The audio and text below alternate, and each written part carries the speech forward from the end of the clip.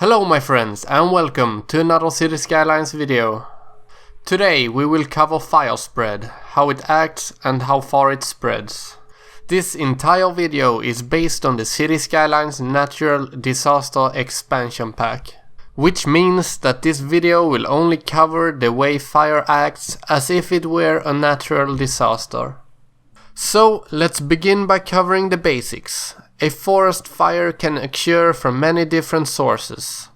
Burning buildings, thunderstorms, forest fires, comets, and so on.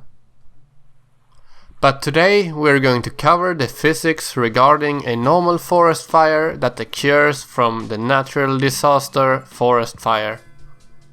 I have set up these multiple lanes of forests where the fire can spread freely. The lines are of different sizes, ranging from small to large, in order to see if it has an effect on the range of the disaster.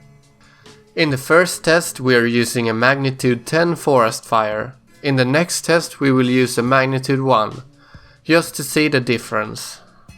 After that we will cover some other behaviors that the fire might have, so stay tuned.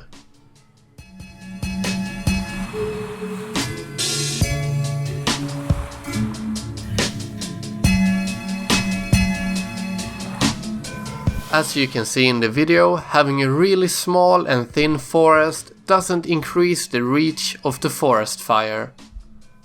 So basically, the wider the forest, the longer the fire will reach. Up to a certain point where you will have diminishing returns because the fire will spread in different directions. Since fire spread is pretty random, I did a test a few times myself just to see if I would get the same results. And the results were pretty much identical. So now we're going to move on and test the other behaviors of the fire.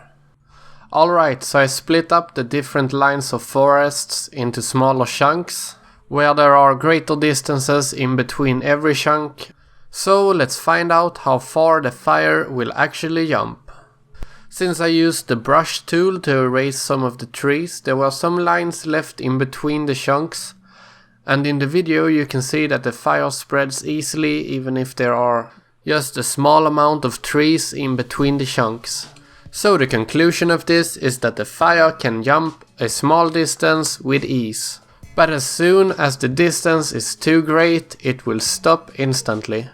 So now we're going to move on to the next test, where we will see if the fire can jump from trees to buildings and from buildings to trees and so on.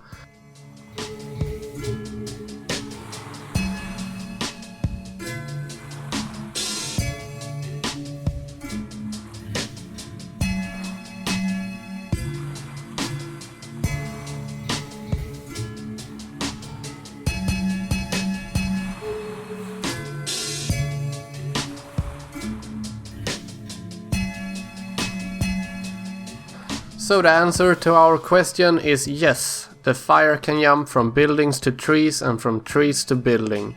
So the conclusion to this video is very simple. If there is anything that the fire can spread to, it will spread and continue doing so until the magnitude of the disaster is reached. And since we don't actually want the fire to spread to our buildings or in the forest, what you can do is just keep some distance from your forest to your buildings and so on. And also, don't forget to have your fire helicopter depot ready. They will respond really quickly and help put out burning trees and burning buildings. So if you don't want your entire city to look like a big fire pit, then keep some distance in between your city and your forest. So that's pretty much all for this video. I hope you learned something new. And as always, have a nice day and remember, don't play with fire.